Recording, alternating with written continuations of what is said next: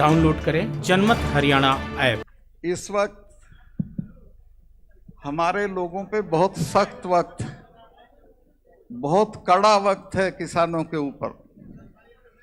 पूरे देश में किसान बहुत तरह से सताया जा रहा है और जो सरकार चला रहे हैं उनके खाने और खाते में किसान का कोई नाम नहीं है।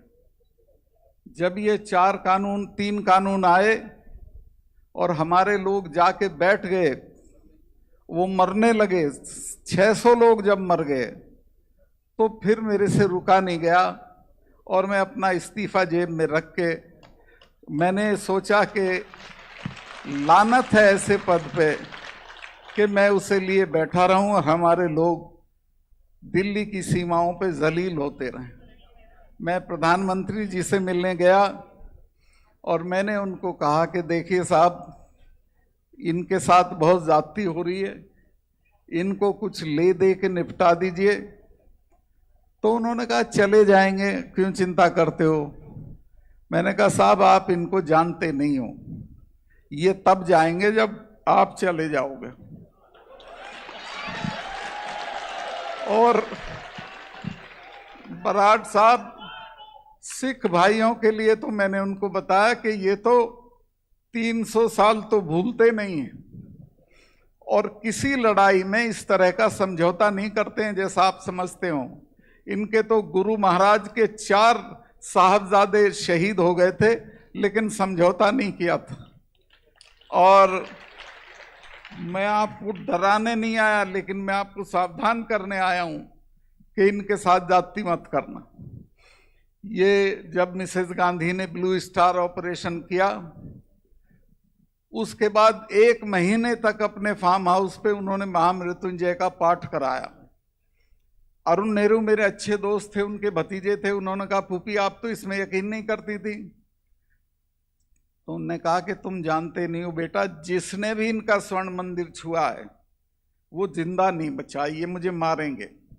उनको ये इल्हाम था और वही हुआ। फिर जनरल वैद्य मारा गया। तो मैंने कहा साहब ये छेड़ने की चीज नहीं है, पहले इनके बारे में जानकारी कर लो, फिर आप तय करो क्या करना। और ये हमारे वाले, ये तो 6ठे महीने लाल किले पे जा चढ़ते थे, कभी आगरा में जा चढ़ते थे, कभी दरवाजे, कभी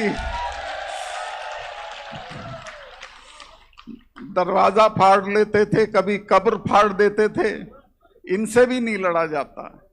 तो इनको ले दे के निपटाओ तो आपके हक में रहेगी वो बात।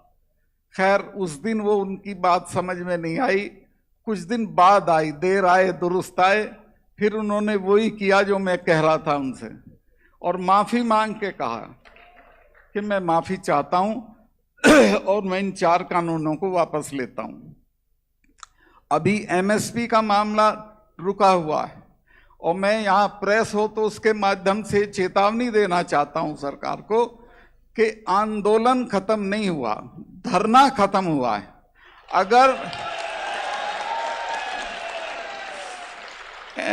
एमएसपी का कानून नहीं बना तो बहुत भयानक लड़ाई देश में होगी किसानों की सरकार के साथ। और मेरे तो 4 महीने रह रहे हैं, मैं तो छोड़ के इसी में कूद पड़ूंगा। इस्तीफा मेरे हर वक्त साथ रहता है, वो मेरे लिए कोई बड़ी चीज नहीं है, क्योंकि मैं अपनी मां के पेट से गवर्नर नहीं पैदा हुआ था, मैं तो लड़ते झगड़ते हो गया था।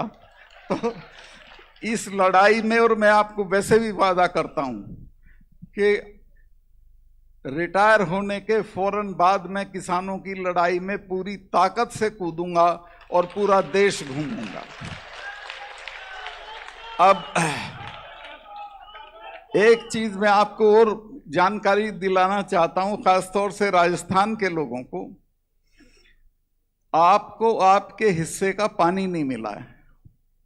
मैं जब कश्मीर में था तो मुझे गडकरी जी का फोन गया कि सतपाल भाई, अमरिंदर मेरे पास बैठे हैं और ये कह रहे हैं कि आपके और पंजाब के बीच में कोई पानी का समझौता होना है जो 40 साल से नहीं हो रहा है, और उसका नतीजा ये है कि सारा पानी पाकिस्तान को जा रहा है।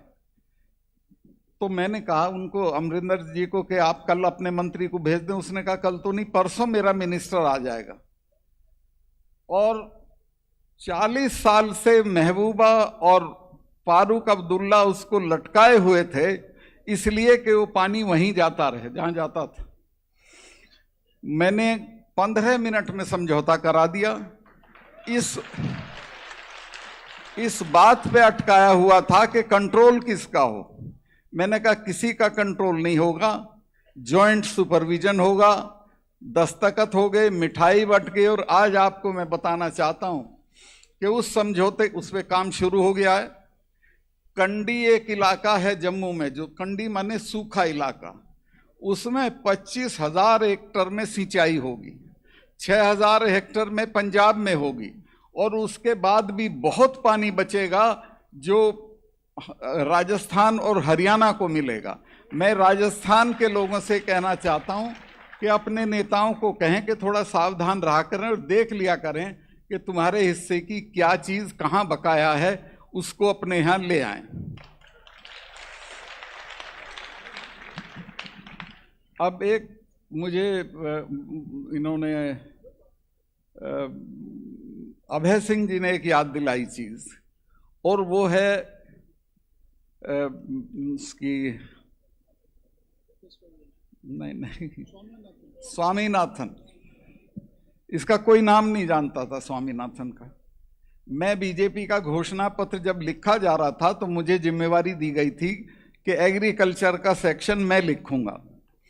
तो मैं जब वो लिखने लगा तो सबसे पहले मेरे जहन में आया कि मैं स्वामीनाथन कमेटी की सिफारिश लिखूं, लेकिन मुझे पता था कि बीजेपी कभी ये नहीं मानेगी। तो मैंने अपने यहाँ के थे, अजमेर के सांवरलाल जाट साहब को फोन किया, किसानों के बड़े मजबूत आदमी थे। मैंने कहा कि चौधरी साहब, ऐसी ऐसी सिचुएशन है, मेरा मन है कि मैं ये लिखूं, लेकिन ये तो लागू नहीं करेंगे। तो उन्होंने मुझे जवाब दिया कि मलिक साहब, ये कलम रोज नहीं मिलती है, आज मिली हुई है, इसको लिख दो, मनवा तो हम लेंगे। हमारे लोग सड़कों पे बैठ के मनवा लेंगे। और आप हैरत करोगे, वही हुआ। उसके बाद से आज तक जितने किसान आंदोलन छोटे बड़े हुए हैं, उन सब में स्वामीनाथन कमीशन की रिपोर्ट लागू करो, ये बात कही गई है, और ये किसी ना किसी दिन पक्की हो जाएगी। इसी तरह एमएसपी है, एमएसपी के बिना हमारा गुजारा नहीं है, और एमएसपी सरकार देना नहीं चाहती है। उसका कारण है, सरकार के जो दोस्त हैं, मैं अभी आ रहा था 20 दिन पहले गुवाहाटी आया, मैं वहाँ से, मेघालय से। वहाँ उस एयरपोर्ट पे एक लड़की बड़ी मॉडर्न मेरा स्वागत करते हुए मुझे मिली। मैं कहा आप कौन हैं? कि साहब मैं अडानी की तरफ से आई हूँ। मैं कहा अडानी का यहाँ क्या मतलब है? कि नहीं साहब, ये एयरपोर्ट अडानी को दे दिया गया। अब अडानी को एयरपोर्ट, उसको सारे जो हैं रेलवेज, शिपयार्ड, सब चीज़ें उसको जा रही हैं। तो ये जो चीज़ है, इसको कहीं रोकना पड़ेगा। ये सारा देश बिकने नहीं देना चाहिए हमको। और ये एमएसपी इसीलिए लागू नहीं हो रही है चूंकि अडानी ने 5,000 वर्ग मीटर का एक बहुत बड़ा गोदाम पानीपत में बना लिया, जिसमें वो गेहूं खरीद के रखेगा, सस्ते पे खरीदेगा, महंगे पे बेचेगा। जी जी, क्या कह रहे हैं? भर दिया। हाँ, तो मैं बिल्कुल ठीक कह रहे हैं। मैं भी यही कहूंगा, जो पंजाब में किसानों ने किया कि वो उसके अंबानी के टावर गिरा दिए, इन गोदामों को फाड़ दो, इनकी कोई जरूरत नहीं है हमको, और कोई डरने की जरूरत नहीं है, कुछ नहीं होगा। मैं चलूंगा जेल आपके साथ। अब ये जो अंबानी है, अडानी तो अब खैर दुनिया का सबसे मालदार आदमी हो गया, देश का तो हो ही गया। कोई पूछे भाई कैसे हो गया? हम तो नहीं हो रहे, हमारा इतने मेहनत करते हैं, बर्बाद हो लिए सब, कोई मालदार नहीं हो रहा, ये कैसे हो रहा है? कुछ तो बताएं प्रधानमंत्री, कैसे मालदार हो रहा है? अंबानी का मैं बताता हूं, उसकी बेटी की सगाई में 300 करोड़ रुपया खर्चा हुआ और एक पैसे की चैरिटी नहीं करता, एक पैसा दान नहीं करता। दुनिया के जितने बड़े लोग हैं, संगीत की दुनिया के एक बड़े आदमी हैं, लॉर्ड गिल्डोफ उनका नाम है, वो अपनी सारी आमदनी अफ्रीका के बच्चों की पढ़ाई के लिए दान करते हैं। माइक्रोसॉफ्ट वाला अपना सब दान करता है, ये एक धेला दान नहीं करता। मैं तो ये कहता हूं जगह जगह इसके लिए कि ये इंसान भी नहीं है, सड़े हुए आलू की बोरी है। इनको कोई इज्जत मत दीजिए, इनको सेठ भी मत कहिए, और जब तक इन पे हमला नहीं होगा तब तक ये क्लास रुकेगी नहीं। हम नीचे जाते रहेंगे, ये ऊपर जाते रहेंगे। मैं अब जो आपके काम की बात है वो बताना चाहता हूं कि देखिए, हमारे पास ना तो वो सड़ी हुई हवेलियां हैं कि जिन पे हम कर्जा लेके होटल बना लेंगे, ना हमारे पास महल हैं, ना हमारे पास रुपया है। हम तो छोटी छोटी ज़मीनों के मालिक हैं, उसी में ऊपर नीचे होते रहते हैं।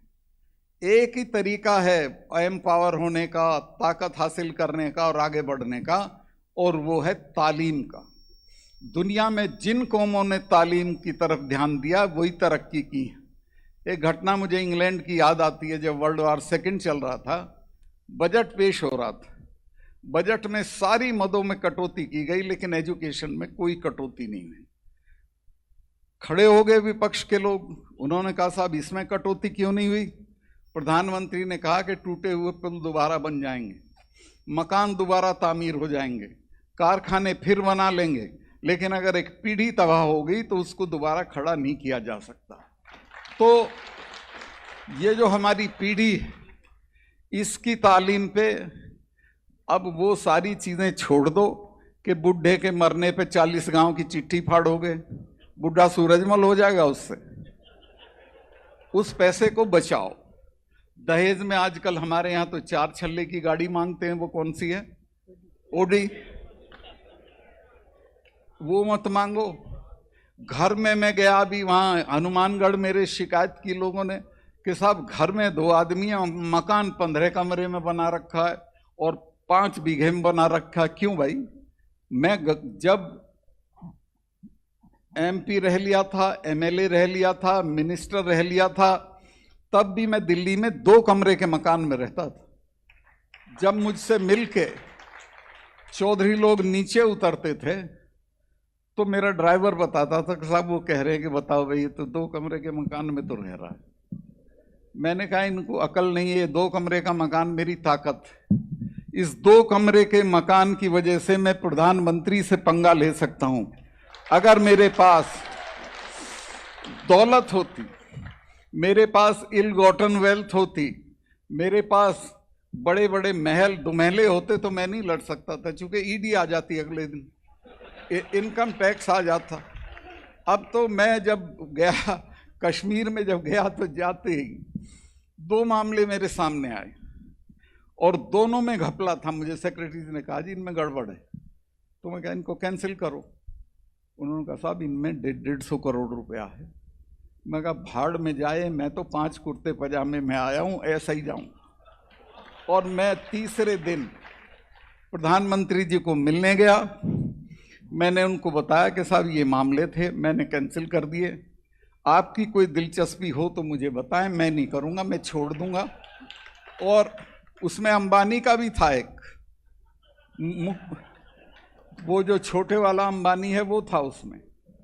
तो मैं दोनों कैंसिल कर दिए और आज मैं मौत से हूँ, किसी चीज़ से नहीं डरता हूँ।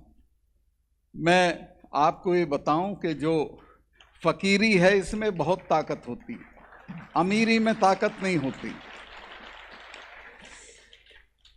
बहुत मैं शायद लंबा कर गया हूँ। अच्छा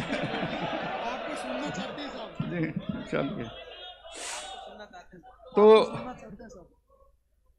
दूसरे वहाँ कश्मीर में जब ये 370 हटाने की बात आई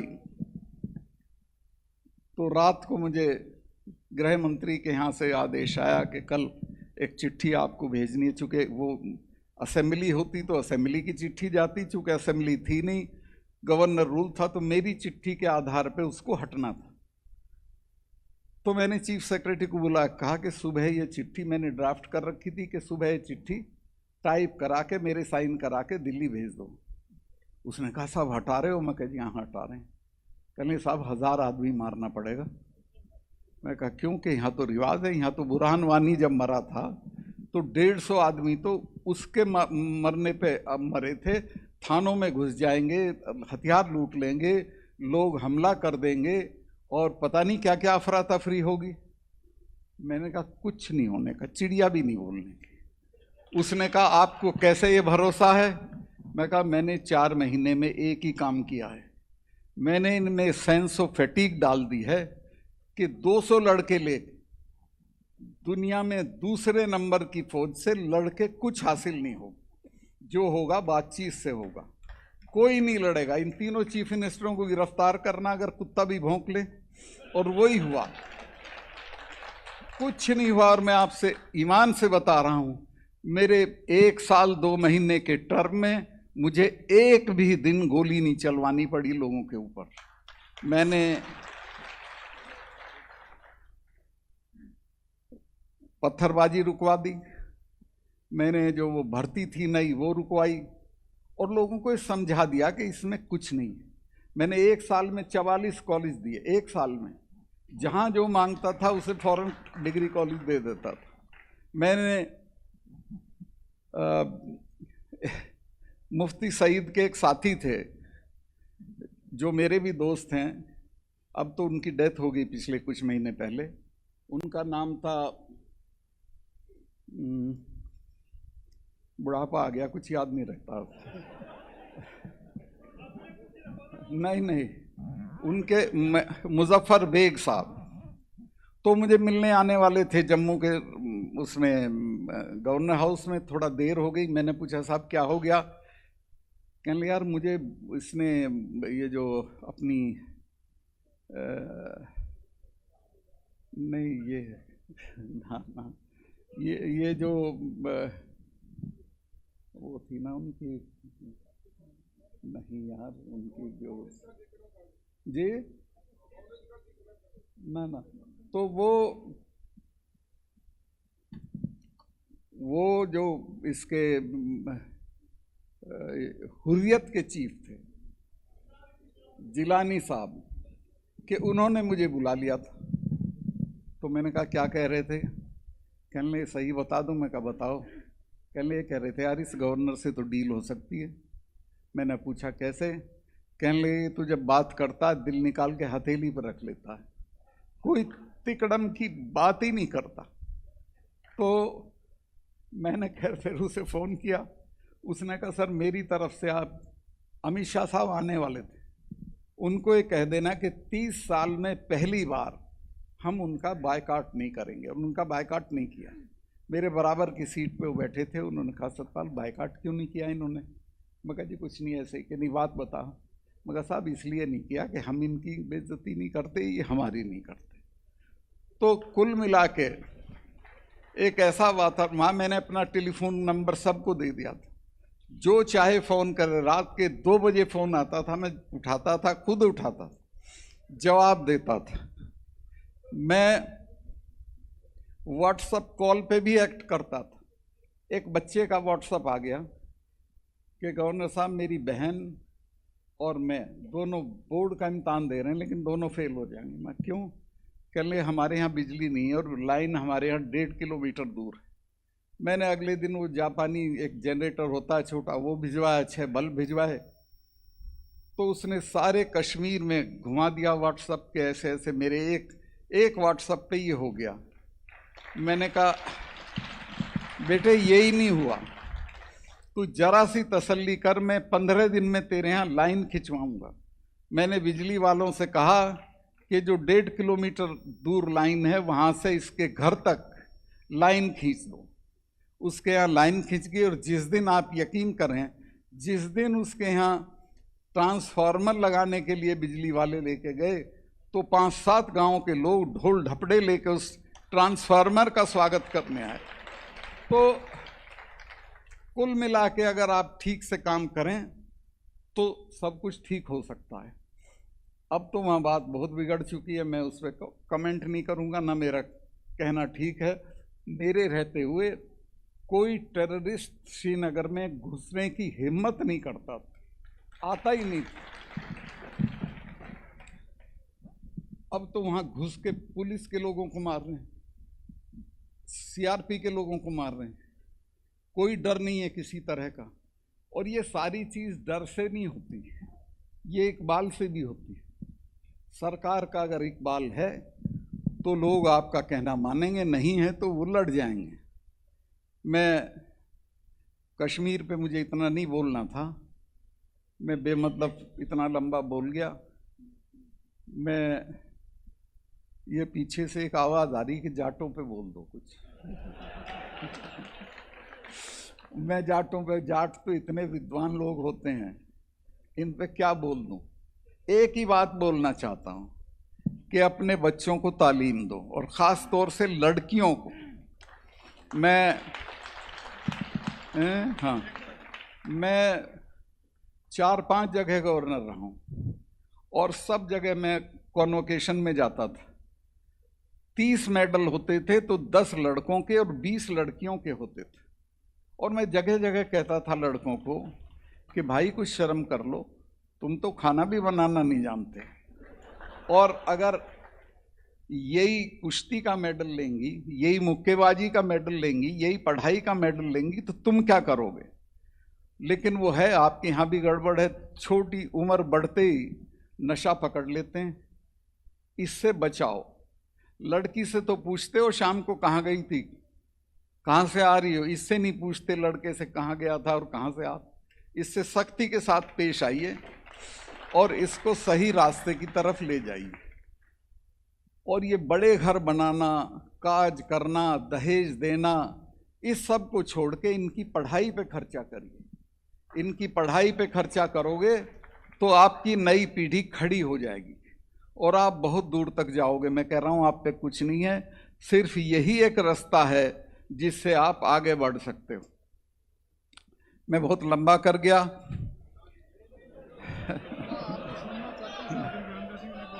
हाँ क्या, अरे छोड़ो जी।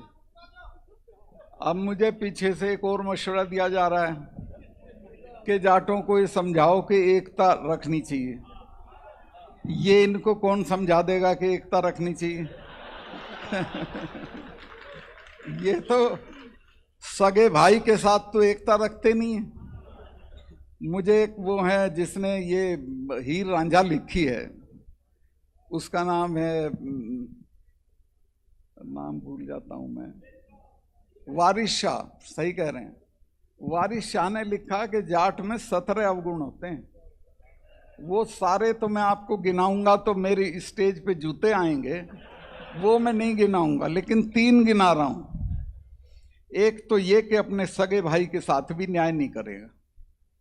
दूसरा ये कि अपने भाई के दूसरे की जूतियों में बैठेगा, भाई के सिंहासन पे नहीं बैठेगा, और कभी न्याय नहीं करेगा। तो इससे निकलो, मिल के चलो, एक दूसरे की मदद करो, छोटी मोटी चीज़ों पे झगड़े मत करो, मुकदमेबाजी मत करो और आगे बढ़ो।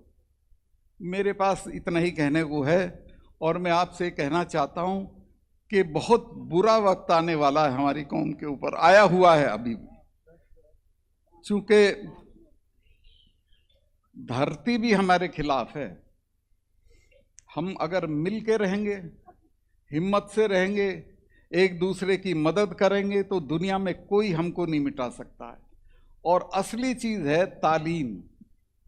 तालीम अपने बच्चों को दिलवाइए, इनको आगे बढ़ाइए, और ख़ास तौर से बच्चियों को। आप तो इनको पैदा भी नहीं होने देना चाहते, आपका बस चले तो ये पैदा ही ना हो, लेकिन जब ये पैदा हो जाती हैं तो ये दूर तक जाती हैं, ये मेडल लेती हैं। अब आप देखो, राजस्थान में तो कुछ लोग आपके दूल्हे को भी घोड़ी पे नहीं बैठने देना चाहते थे, और जब आपकी बच्ची IRS होके जाती है तो वही लोग उसको सलाम करते हैं। तो तालीम की ये ताकत। एक और चीज़ मैं बता के अपनी बात ख़त्म करूँगा। लीबिया का जो तानाशाह था गद्दाफी, उसको जिन्होंने मारा उन्होंने उसका दफ्तर रेड किया और उसमें एक डायरी मिली। उस डायरी में तानाशाह ने लिखा था कि मुझे सबसे ज़्यादा आनंद तब आता है जब मैं देखता हूँ लिटिल कोंडोलीज़ा राइस अमेरिका की विदेश मंत्री थी, हल्की फुल्की सांवले रंग की, शक्ल सूरत में साधारण से भी नीचे, लेकिन विद्वान थी, मेहनती थी, पढ़ के बनी थी। वहाँ हमारी तरह सिफारिश से विदेश मंत्री नहीं बनता है। तो उसने लिखा कि मैं जब लिटिल कोंडी को देखता हूँ शेखों को धमकाते हुए तो मुझे बहुत आनंद आता है। तो ये हमारी लिटिल कोंडी लड़कियाँ जब साहिबान को इनको धमकाएंगी दफ्तर में तो आपको बहुत मज़ा आएगा। इनको तालीम दिलवाइए, आगे बढ़ाइए, और शादी की जल्दी मत करिए कि भाई वो राड़ काट दो और जल्दी भेज दो और ये करिए। उसको तालीम दो, फिर उसके बाद वो कहीं जाना चाहे किसी कंपटीशन में उसमें बिठाओ और उसको आगे बढ़ाओ। बहुत लंबा हो गया, मैं आपका बहुत बहुत आभारी हूँ। राजनीति के आगे, राजनीति के पीछे, हर हलचल को जानने के लिए हमारे YouTube चैनल जनमत हरियाणा को लाइक करें, सब्सक्राइब करें और अपडेट रहने के लिए बेल आइकन दबाना ना भूलें। देखते रहें जनमत हरियाणा, सच के अलावा कुछ भी नहीं।